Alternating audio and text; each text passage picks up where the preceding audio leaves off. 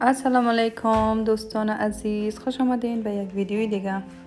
امروز خواستم گوشتفیل و یا پراتا آماده کنم.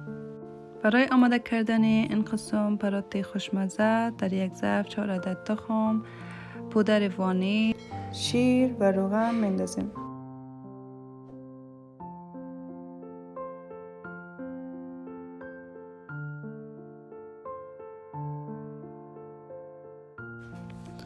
سپس پودر کیک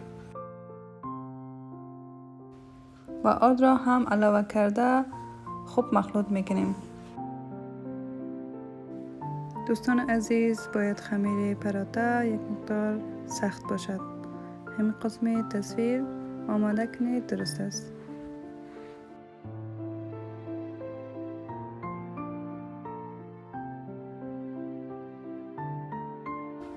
برای 1 ساعت میگذاریم.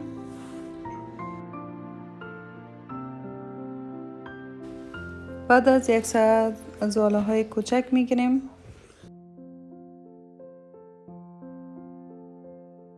اگر ماشین آش به دسترس ندارید میتوانید با آشگاز خمیر را گرد و نازک کرده با چاقو بریده و شکل بدهید.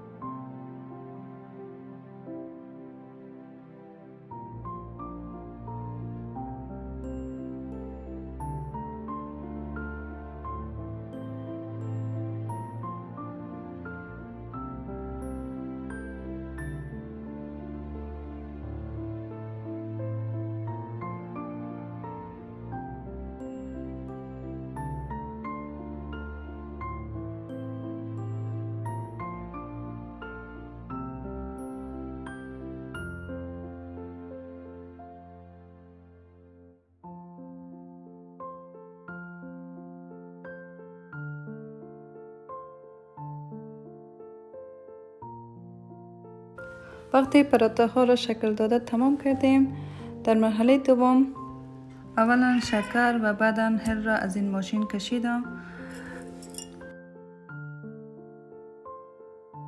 شما می توانید از پودر شکر که آماده است هم استفاده کنید.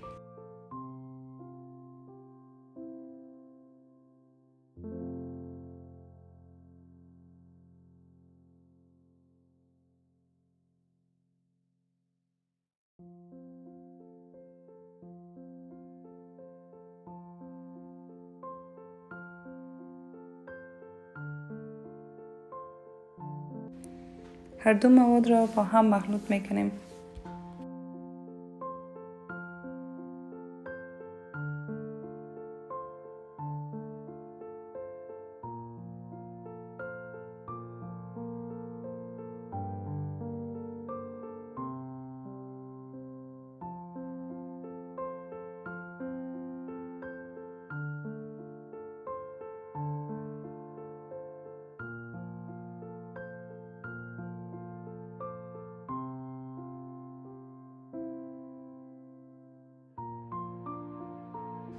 پراتا ها را در روغن سرخ می کنیم و کوشش کنید رنگش گلابی نشود.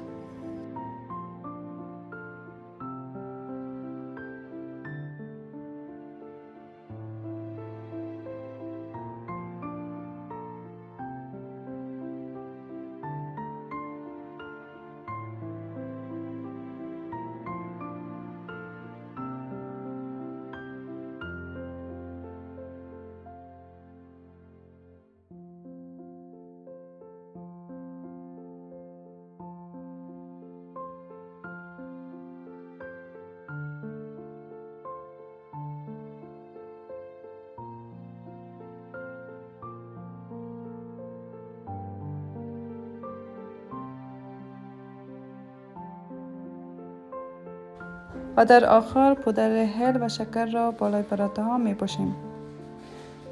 قسمی که در تصویر مشاهده میکنین یک پراته بسیار خوشمزه معلوم می شود. دوستان عزیز، خدا کند که از این ویدیو هم لذت برده باشین. جد ویدیوهای بیشتر لطفاً کانال یوتیوبم را سابسکرایب کرده زنگوله را بفشارید. تا ویدیوی بعدی، خدا نگهدار.